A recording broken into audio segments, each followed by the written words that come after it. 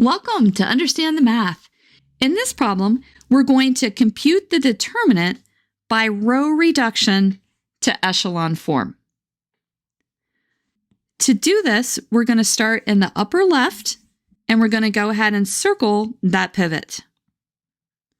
What we're going to do next is we're going to get zeros below our pivot. So I'm going to go ahead and I'm going to write down the row replacement operations that we're going to use. We're going to take row 3 and we're going to replace it with row 3 plus row 1. That'll make our -1 a 0. And then we're going to take row 4 and we're going to replace it with row 4 minus 4 times row 1. And that'll make our 4 entry equal to a 0. This is really nice because row replacement does not change the value of the determinant. Let's go ahead and let's do this. So our first two rows are going to stay the same, so let's just copy them down carefully. Often students will make a mistake by miscopying, so you're just going to be really careful. Don't go too fast. Now we're going to add the first row to the third row, and we're going to get a 0, a -1, a 9 minus 2, which is 7, and then a 9 plus 6, which gives us a 15. Now we're going to change row 4. We're going to take row 4 and we're going to subtract from it -4 times row 1. So -4 plus 4 gives us a 0. A -4 times a -1 is 4 minus 4 is 0. And then we have a -2 times a -4 is 8 plus 1 gives us a 9. And then lastly, we have a -4 times a 6 gives us a -24, plus 3 gives us a -21. Now we're going to do the same thing. We're going to circle our pivot, and we're going to get a 0 below that pivot. So our row replacement is we're going to change row 3, and row 3 is going to become row 3 plus row 2.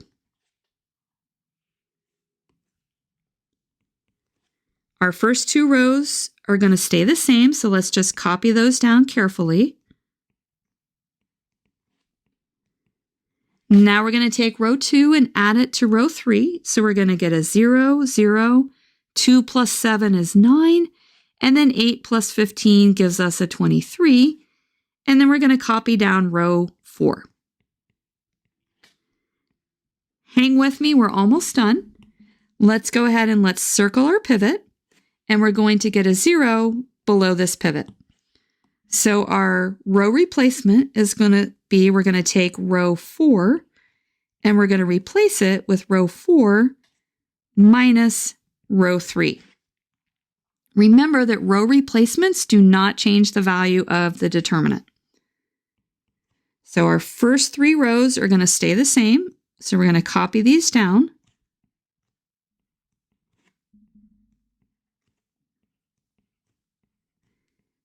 Now our last row is going to change. We're going to subtract row 3 from row 4, and we get a 0, 0, 0, and then we're going to get a -21 minus 23, which is a -44.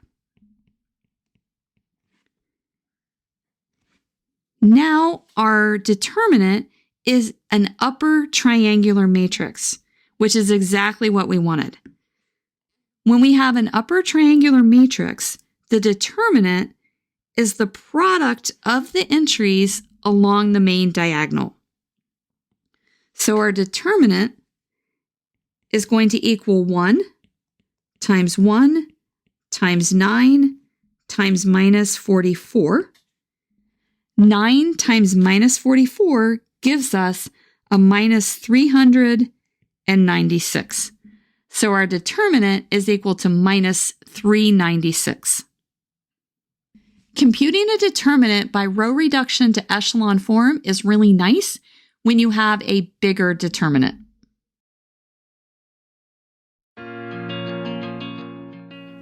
If this video has been helpful to you, please consider subscribing to my channel. Keep believing in yourself and have a great rest of your day.